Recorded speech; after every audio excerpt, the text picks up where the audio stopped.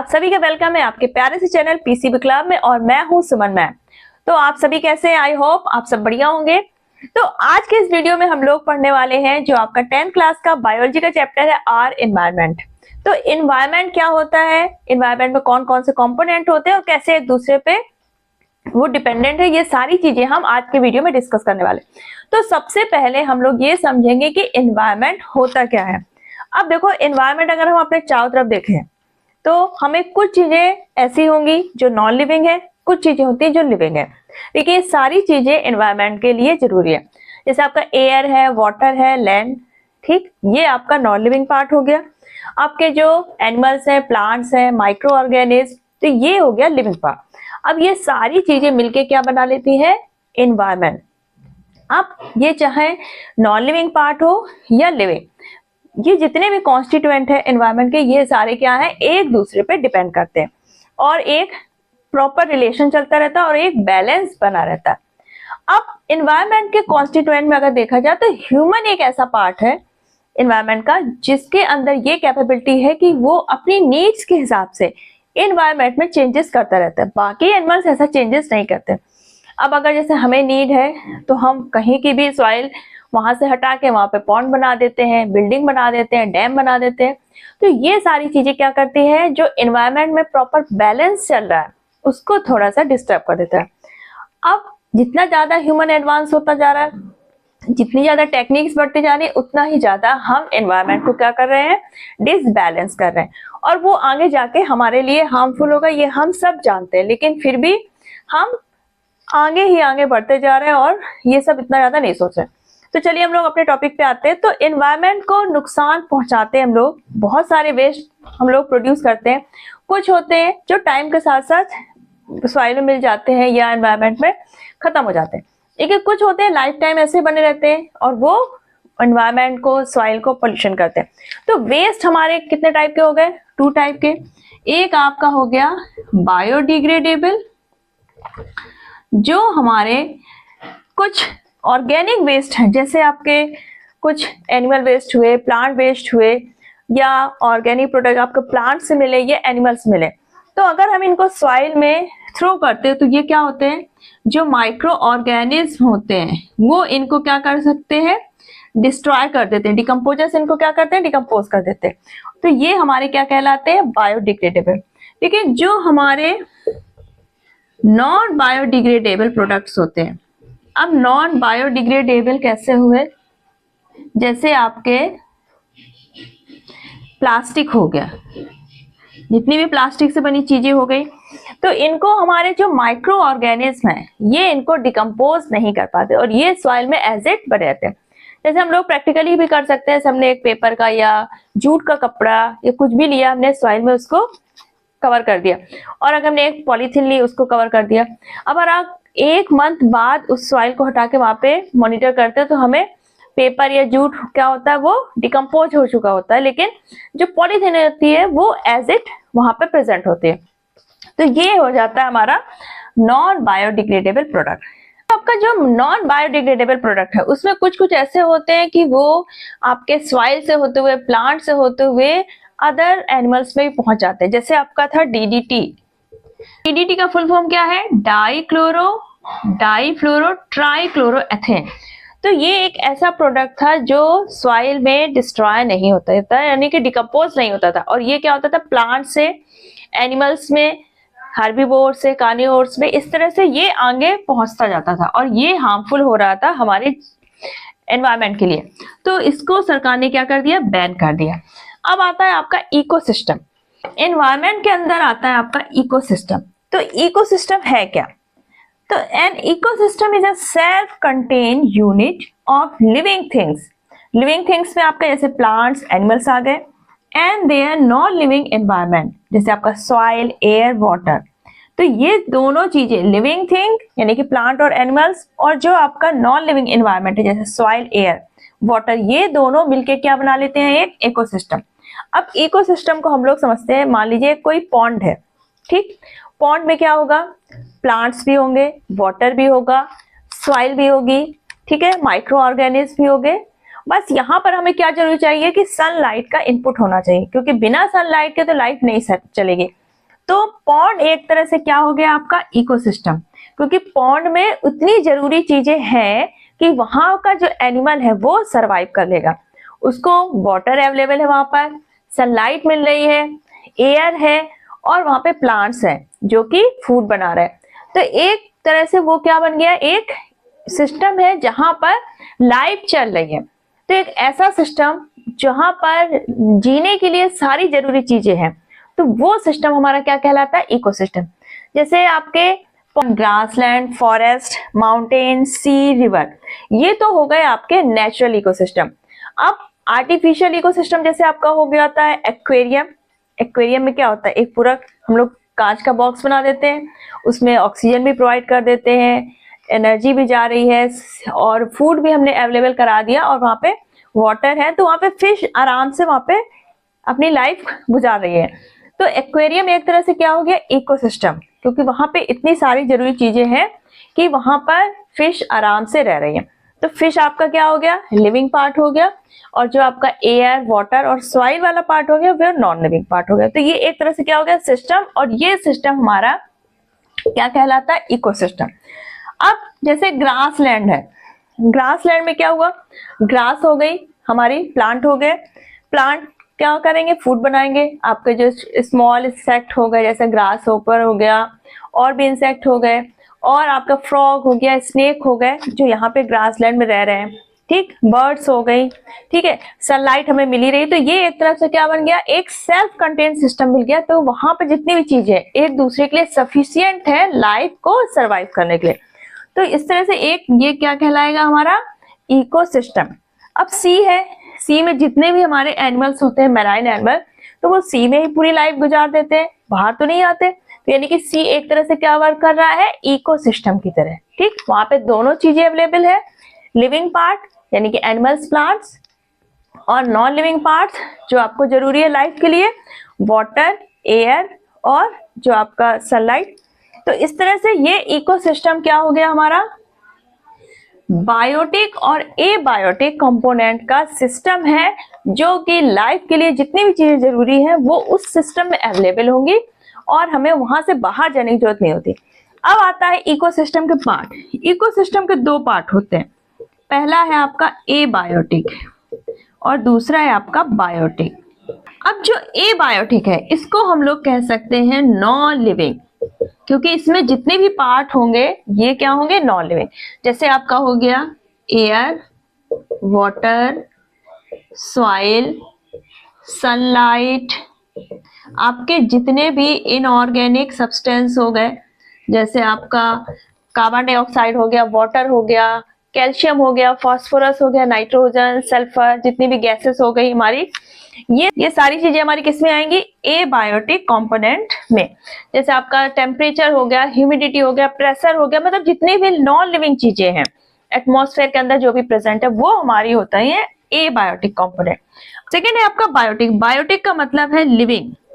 अब लिविंग में आपका चाहे वो माइक्रो ऑर्गेनिज्म हो या कोई लार्जेस्ट एनिमल हो, अगर वो लिविंग है तो वो किसके अंदर आएगा, बायोटिक। तो इसमें जैसे आपका प्लांट्स हो गए, एनिमल्स हो गए, आपका ह्यूमन भी आ गया इसके अंदर, और जितने भी आपके माइक्रो ऑर्गेनिज्म हैं, चाहे वो हमें दिखाई दे या ना दिखाई दे, ठीक। तो ये सारी चीजें हमारी किस में आ जाती है, बायोटिक कंपोनेंट। अब जो बायोटिक कंपोनेंट है इसको हमने 3 पार्ट में डिवाइड किया। अब जो आपका इकोसिस्टम का बायोटिक कंपोनेंट है इसको फर्दर 3 पार्ट्स में डिवाइड किया। पहला आपका हो गया प्रोड्यूसर्स, दूसरा हो गया आपका कंज्यूमर्स, और थर्ड है आपका डिकम्पोजर। जो प्रोड्यूसर्स हैं इसमें वो सारी आएंगे आपके प्लांट्स और आपके ब्लू ग्रीन एल्गी। अब इनमें क्या होता है, क्लोरोफिल प्रेजेंट होता है और ये सनलाइट और CO2 को लेकर क्या बनाते हैं, फूड।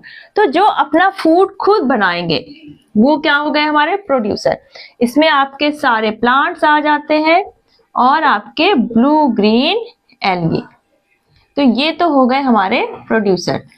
अब आता है कंज्यूमर्स। कंज्यूमर्स वो एनिमल्स जो अपना फूड खुद नहीं बनाएंगे, दूसरे पे डिपेंड होते हैं, तो वो हो गए कंज्यूमर।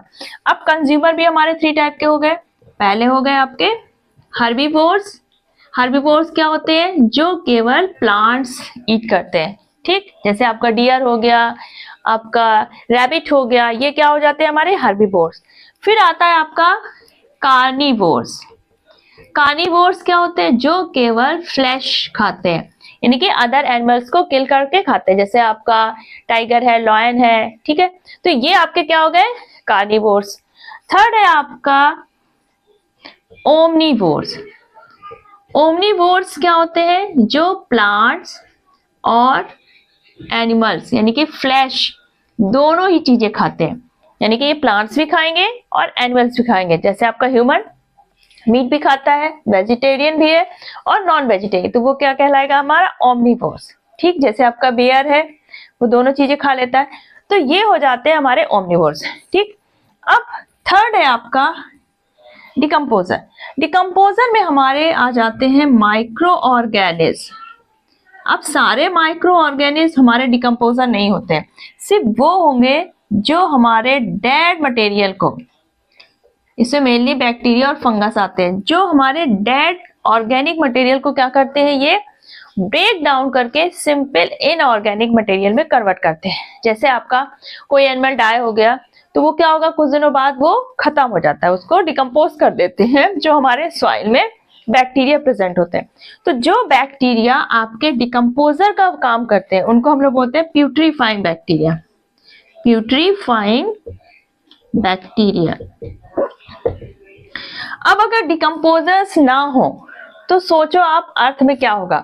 चारों तरफ लाश के ढेर होंगे, क्योंकि देखो जो हमारे प्लांट्स डेड हो गए या एनिमल्स डेड हो गए, तो जिनको कोई जलाने वाला या दफनाने वाला नहीं है, तो वो ये डिकम्पोजर्स ही होते हैं जो उनको डिकम्पोज करके वापस सॉइल में मिला देते हैं, ठीक। और अगर डिकम्पोजर्स ना हो तो जो रिसाइकलिंग चलती रहती है एनवायरमेंट में कंपोनेंट्स की, जैसे आपका CO2 है, वाटर है, नाइट्रोजन, तो जो डिकम्पोजर्स हैं ये हेल्प करते हैं रिसाइकलिंग ऑफ मटेरियल। जैसे आपके जो इनऑर्गेनिक कंपोनेंट्स हैं इनकी रिसाइकलिंग किसके थ्रू हो रही है? With the help of decomposer. अब सोचो जो आपका ऑर्गेनिक मटेरियल है, अगर ये ब्रेक डाउन नहीं होगा तो कार्बन हमारा CO2 के फॉर्म में वापस एनवायरमेंट पे नहीं जा पाएगा, नाइट्रोजन ऑक्साइड के फॉर्म में वापस चला जाता है।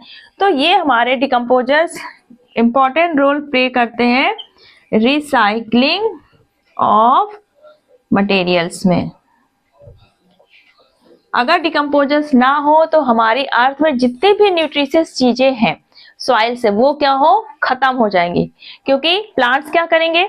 सॉइल से चीजें लेते रहेंगे, प्रोडक्ट बनाते रहेंगे, लेकिन एक टाइम आएगा जब सॉइल में वापस वो चीजें नहीं पहुंचेंगी तो क्या होगा? खत्म हो जाएगा। तो ये बहुत ही ज्यादा इंपॉर्टेंट रोल प्ले करते हैं। तो ये तो हो गया आपका इकोसिस्टम। आता है आपका फूड चेन। अब फूड सभी को जरूरी है भाई, एनर्जी चाहिए लाइफ के लिए, तो फूड चेन है क्या? अब जो फूड से जुड़ी हुई हो, यानी कि जो चेन फूड से रिलेटेड हो, वो हमारी क्या हो गई? Food chain. अब जैसे हम लोग जानते हैं, अगर फॉरेस्ट की बात करें तो प्लांट्स को कौन खाएगा? डियर खाएगा, डियर को लॉयन खाएगा, तो ये क्या है? एक दूसरे से जुड़े हुए हैं फूड के लिए, यानी कि डियर जुड़ा है प्लांट से क्योंकि उसे फूड कहाँ से मिल रहा है? प्लांट से, और लॉयन जुड़ा है आपका डियर से क्योंकि वो डियर को खाएगा। तो फूड से जो जुड़ी हुई चेन है, यानी कि कोई ऐसी चेन जो फूड के लिए बनी है, तो वो क्या कहलाएगी? हमारी फूड चेन। अब फूड चेन कोई भी हो, कहीं की भी हो, तो स्टार्टिंग जो होगा वो हमेशा प्लांट से ही होगा, क्योंकि जो मेन प्रोड्यूसर्स है वो हमारे प्लांट्स हैं। अब भले ही लॉयन डियर को खा रहा है, लेकिन डियर का फूड कहाँ से आ रहा है? प्लांट से। मान लो अब ग्रास की बात करें, अब मान लिया ग्रास हॉपर है, ग्रास हॉपर को फ्रॉग ने खाया, लेकिन ग्रास हॉपर को फूड कहाँ से मिला? ग्रास से। तो ग्रास क्या हो गया? हमारा प्रोड्यूसर। तो फूड चेन कोई भी हो, स्टार्टिंग जो होगी हमेशा प्लांट से होगी। अब जैसे अगर हम फॉरेस्ट की बात करें तो प्लांट से फूड कहाँ गया? हमारे डियर के पास, डियर से फूड कहाँ गया? हमारा लॉयन के पास। तो ये हमारा क्या बन गया? एक फूड चेन बन गई। अगर जैसे हम ग्रास लैंड की देखें, ठीक, ग्रास लैंड में क्या हुआ? बहुत सारे इंसेक्ट होते हैं छोटे छोटे जो ग्रास खाते हैं, तो जैसे हमने ले लिया ग्रास हॉपर। अब ग्रास हॉपर को फ्रॉग ने खा लिया, यानी कि ग्रास हॉपर का फूड क्या हुआ, प्लांट्स जो ग्रास है, ग्रास हॉपर किसका फूड हो गया, फ्रॉग का, और फ्रॉग को खा लिया मान लिया स्नेक ने, और स्नेक को खा लिया पीकॉक ने। से ये हमारी एक चेन बन गई जो कि किसके कारण है, फूड के कारण। तो इसलिए हम इसको क्या बोलेंगे, फूड चेन। अब आता है आपका फूड वेब। फूड वेब क्या है, अगर हमारी बहुत सारी फूड चेन आपस में इंटरकनेक्टेड हो जाती है तो वो क्या बन जाती है, एक तरह से फूड वेब। और ज्यादातर यही होता है, क्योंकि जैसे आपने मान लिया ये रहा ग्रास, ठीक। अब ग्रास को ग्रास होपर भी खा सकता है, ठीक, या फिर रैबिट भी इसको खा सकता है, या फिर माइस भी ग्रास को खा सकता है, ठीक।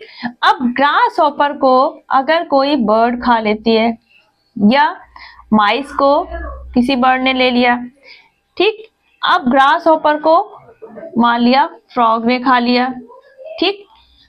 अब फ्रॉग को जो है वो स्नेक खा सकता है, बर्ड को भी स्नेक खा सकता है, ठीक। और यहाँ पर हमारी ईगल, अब ईगल देखो स्नेक को भी खा सकता है, बर्ड को भी खा सकता है, और माइस को भी खा सकता है। तो ये सारे जो फूड चेन है वो क्या हो गई, आपस में इंटरकनेक्टेड। तो ये क्या बन जाता है, हमारा फूड वेब, यानी कि एक तरह से जाल। अब ये देखने में भी हमें कैसा लग रहा है, एक वेब की तरह। तो ये हो गया हमारा फूड वेब। अब ये हमने प्रोड्यूसर, हर्बीवोर, कार्निवोर और टॉप कार्निवोर, इनको एक पिरामिड के फॉर्म में शो किया। तो देखो प्रोड्यूसर हमारा क्या हो गया, फर्स्ट ट्रॉपिक लेवल हो गया, है ना, ये हमारा फर्स्ट ट्रॉपिक लेवल हो गया। हर्बीवोर्स हमारे क्या हो गए, सेकेंड ट्रॉपिक लेवल। कार्निवोर आपका थर्ड ट्रॉपिक लेवल, और ये हो गया आपका फोर्थ ट्रॉपिक लेवल, ठीक। अब हम प्रोड्यूसर्स को क्या बोल सकते हैं, आपके प्रोड्यूसर हो गए, ठीक है। हर्बीवोर्स है, इनको हम लोग और भी क्या बोल सकते हैं, प्राइमरी कंज्यूमर। जो हमारे हर्बीवोर्स है वो क्या कहलाते हैं, प्राइमरी कंज्यूमर। कार्निवोर्स आपके क्या हो जाएंगे, सेकेंडरी कंज्यूमर, और टॉप कार्निवोर्स क्या हो जाएंगे, टर्सरी। कार्निवोर्स क्या हो जाएंगे आपके, सेकेंडरी कंज्यूमर, और जो आपके टॉप कार्निवोर है वो हो जाएंगे टर्शियरी कंज्यूमर्स। तो ये हो गया हमारा ट्रॉपिक लेवल। अब एनर्जी का फ्लो है वो कैसा होता है, प्रोड्यूसर से हर्बीवोर्स में, हर्बीवोर से कार्निवोर्स में, कार्निवोर से टॉप कार्निवोर, यानी कि एनर्जी हमारी इस तरह से जाती है, ठीक। इसलिए हम एनर्जी का जो फ्लो है उसको हम लोग क्या बोलते हैं, यूनिडायरेक्शनल। अब इसको यूनिडायरेक्शनली क्यों बोलते हैं, क्योंकि देखो जो एनर्जी है वो प्रोड्यूसर से हर्बीवोर के पास पहुंचेगी, हर्बीवोर से कार्निवोर, और कार्निवोर से टॉप कार्निवोर। ऐसा कभी नहीं हो सकता कि कार्निवोर जो आपका टॉप वाला है उससे एनर्जी कार्निवोर के पास आए, कार्निवोर से हर्बीवोर के पास आए, क्योंकि कार्निवोर को तो हर्बीवोर खाएगा नहीं, और ना ही हर्बीवोर को प्लांट्स खाएंगे। तो एनर्जी का फ्लो कैसा होता है, यूनिडायरेक्शनल, ना कि बायडायरेक्शनल। अगर ऐसा क्वेश्चन आता है कि जो हमारा ट्रॉपिक लेवल है इसमें एनर्जी का फ्लो कैसा होता है, और अगर होता है ऐसा तो क्यों होता है, ठीक है, तो आप बहुत ही इजीली इसको एक्सप्लेन कर देंगे। तो ये जो सारे ट्रॉपिक लेवल है ये एक दूसरे से क्या है, कनेक्टेड है, और एनर्जी फ्लो प्रॉपर होती रहती है जब इनमें बैलेंस बना होता है, ठीक। अब ह्यूमंस की कुछ एक्टिविटी है, अगर वो इसमें कुछ छेड़छाड़ करता है तो क्या होता है, ये बैलेंस बिगड़ जाता है। जैसे जो हमारा सहारा डेजर्ट है, तो ये है ह्यूमन की एक्टिविटी का ही रिजल्ट। जो रोमन्स थे उन्होंने क्या किया, लॉयंस की हंटिंग शुरू कर दी थी। अब जब लॉयंस खत्म होने लगे तो उनका प्रोडक्शन जो था वो भी कम हो गया। इसमें क्या हुआ, जो लॉयंस के नंबर थे वो कम हो गए, और जो आपके हर्बीवोर्स थे वो क्या हो गए, बढ़ गए, भाई उनको कोई खाने वाला नहीं बचा। अब जब हर्बीवोर्स ज्यादा हो गए, अब अगर हर्बीवोर्स ज्यादा हो गए, प्रोड्यूसर्स हमारे उतने ही हैं, तो क्या होगा, प्रोड्यूसर्स फिर क्या होगा, जहां सारे हर्बीवोर्स क्या करेंगे, प्रोड्यूसर को फिनिश कर दिया उन्होंने। अब हर्बीवोर्स ज्यादा हुए तो प्रोड्यूसर्स की क्या हुई, क्वांटिटी धीरे धीरे कम होती गई, और वहां का जो फॉरेस्ट था वो क्या हो गया, खत्म हो गया। और रिजल्ट क्या हुआ कि वहां की वेजिटेशन पूरी तरह खत्म हो गई और सहारा डेजर्ट बन गया। इसी तरह हमारा जो इंडिया में है आपका राजस्थान, वो भी इसी तरह का ही एक रिजल्ट है। तो हमें जो इन्वायरमेंट का एक जो बैलेंस चल रहा है उसको डिस्टर्ब नहीं करना चाहिए। So stop hunting the tigers and lions, क्योंकि ये प्रॉपर एक बैलेंस बना के रखते हैं। अब अगर बाय चांस हम इसको हर्बीवोर्स को अगर कम कर देते हैं तो भी इफेक्ट पड़ेगा, क्योंकि जब कार्निवोर्स किस पे डिपेंड है, हर्बीवोर्स पे, तो अगर इनको खाने को नहीं मिलेगा तो फिर वो भी बैलेंस बिगड़ेगा। यानी कि जो नेचुरली चल रहा है वो अपने आप क्या होता है, एक बैलेंस बना है, अगर हम उसमें इंटरफेयर करते हैं तब वो डिस्टर्ब हो जाता है। अगर हम प्रोड्यूसर्स को हटा दें तो भी हमारा क्या होगा, एनवायरनमेंट में जो बैलेंस है वो भी खत्म हो जाएगा। जब प्रोड्यूसर नहीं होंगे तो हर्बीवोर्स नहीं होंगे, और हर्बीवोर्स नहीं होंगे तो कार्निवोर्स नहीं होंगे। यानी कि हर एक ट्रॉपिक लेवल का अपना इंपॉर्टेंस है। अब जो हमारे डिफरेंट ट्रॉपिक लेवल है इसमें एनर्जी का ट्रांसफर कैसे होता है, तो अब हम लोग देखते हैं एनर्जी ट्रांसफर। तो देखो, सबसे पहले एनर्जी आती है प्रोड्यूसर्स के पास, कहां से आती है, सनलाइट से। तो सनलाइट की जितनी भी एनर्जी हमारी प्रोड्यूसर पे पड़ती है उसका ओनली 1% पार्ट ही हमारे प्लांट्स यूज कर पाते हैं। मान लिया आपकी ये सन से एनर्जी आई 20,000 जूल, ठीक, इतनी एनर्जी आई हमारे प्लांट्स के पास। तो जो हमारे ये प्लांट्स हैं इसका ओनली 1% पार्ट ही अपना फोटोसिंथेसिस में फूड बनाने में यूज कर पाएंगे। तो अगर 20,000 का 1% निकालें तो आपका कितना हो जाएगा, तो ये 20 कैंसिल, तो ये क्या बचा 200 जूल। अब प्लांट्स को कौन खाने वाला है, हर्बीवोर्स। तो अब हर्बीवोर्स के पास कितनी एनर्जी पहुंचेगी, तो जो हमारे अब प्लांट्स के बाद जो ट्रॉपिक लेवल होंगे उसमें हर ट्रॉपिक लेवल पे 10% एनर्जी ट्रांसफर होगी। यानी कि प्लांट्स के पास जो भी एनर्जी है इसका 10% हर्बीवोर्स के पास पहुंचेगा। तो 200 जूल का अगर हम 10% निकालते हैं तो आपका कितना आएगा 20 जूल। यानी कि हर्बीवोर्स के पास कितनी पहुंची 20 जूल। अब हर्बीवोर्स से जो हमारे कार्निवोर्स हैं, अब इसके पास जो एनर्जी है हर्बीवोर्स के पास, इसका 10% पहुंचेगा हमारा कार्निवोर्स के पास। तो ये आ गया आपका 2 जूल। यानी कि हर एक लेवल पे 10% एनर्जी का ट्रांसफर होता है। और जो प्लांट्स है वो सनलाइट की जो एनर्जी है, जितनी भी एनर्जी उसके पास आ रही है उसका 1% यूज करते हैं। तो इस तरह से हमारा एनर्जी ट्रांसफर हो रहा है। तो आपको इस तरह से क्वेश्चंस आएंगे, आपको दिया जाएगा कि सन से इतनी जूल एनर्जी प्लांट्स के पास आ रही है तो बाकी लेवल पे कितनी एनर्जी पहुंचेगी, या तो कार्निवोर्स का पूछ लेंगे या हर्बीवोर्स का। तो आप इस मेथड से एनर्जी का कैलकुलेशन कर लेंगे। अब आता है ट्रांसफर ऑफ केमिकल्स। अब केमिकल्स होते हैं जैसे हमारे फर्टिलाइजर्स, क्या होते हैं, सॉइल में डालते हैं ताकि हमारे प्लांट्स अच्छे से ग्रो करें। कुछ कुछ फर्टिलाइजर्स केमिकल्स ऐसे होते हैं जो हार्मफुल भी होते हैं और वो सॉइल में बने रहते हैं, ठीक। तो अगर वो सॉइल में है तो वाटर के थ्रू प्लांट से पहुंच जाएगा, प्लांट से हर्बीवोर्स में और हर्बीवोर्स में कार्निवोर्स में। तो जो ये केमिकल्स का लेवल है वो सबसे ज्यादा किस में होगा। आप लोग सोच रहे होंगे भाई सबसे पहले प्लांट से ने लिया, डायरेक्ट लिया तो सबसे ज्यादा इसके पास होना चाहिए, लेकिन ऐसा नहीं होता। जो केमिकल का कंसंट्रेशन होता है वो ऐसे ऐसे बढ़ता है। यानी कि प्लांट्स के पास उससे ज्यादा हर्बीवोर्स के पास और सबसे ज्यादा होगा कार्निवोर्स के पास। यानी कि जो आपका टॉप का ट्रॉपिक लेवल होगा उसके जो एनिमल्स होंगे सबसे ज्यादा उसकी बॉडी में एक्युमुलेशन होगा इस केमिकल का। तो आप समझ गए होंगे, अगर कोई पेस्टिसाइड है हमने प्लांट का खाया अगर, तो अगर डायरेक्ट प्लांट को खा रहे हैं हम तब तो हमारे पास इतना नहीं पहुंचेगा। लेकिन अगर हम मान लिया उस प्लांट को किसी गोट ने खाया और उस गोट का मीट अगर हम खा रहे हैं तो हमारी बॉडी में ज्यादा एक्युमुलेट होगा। तो आई जो 10% एनर्जी ट्रांसफर का रूल था ये दिया था आपका लाइंडेमैन ने। इन्होंने बताया था कि एनर्जी का ट्रांसफर कैसे होता है, 10% के हिसाब से हर एक ट्रॉपिक लेवल पर पहुंचता रहता है। अब ये जो लैंडमैन ने 10% एनर्जी वाला रूल दिया, तो ये तो हम समझ गए कि 10% एनर्जी ट्रांसफर होती है, पर ऐसा होता क्यों है, 10% एनर्जी ही क्यों ट्रांसफर होती है। तो देखो, जब हम प्लांट से हर्बीवोर्स ने एनर्जी ली तो क्या हुआ, कुछ एनर्जी ये अपनी एक्टिविटीज में खर्च करेंगे, रेस्पिरेशन में, मूवमेंट में, तो पूरी की पूरी एनर्जी तो आगे ट्रांसफर नहीं हो सकती है ना। तो इसका केवल 10% एनर्जी ही बचता है जो अगले ट्रॉपिक लेवल पे ट्रांसफर हो सकती है, ठीक।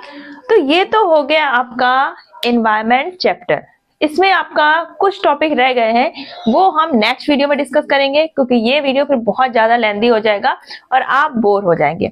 तो अगर आज का वीडियो आपके लिए फ्रूटफुल रहा है तो लाइक करिए, शेयर करिए, और अगर आप चैनल पर पहली बार आए हैं तो चैनल को सब्सक्राइब करना बिल्कुल मत भूलिएगा, और बेल आइकन प्रेस करना बिल्कुल मत भूलिएगा, ताकि इसका जब नया पार्ट आए तो आपके पास सबसे पहले पहुंच जाए। तो चलिए फिर मिलते हैं एक और नेक्स्ट वीडियो के साथ। तब तक अपना ख्याल रखिएगा। Bye bye, take care.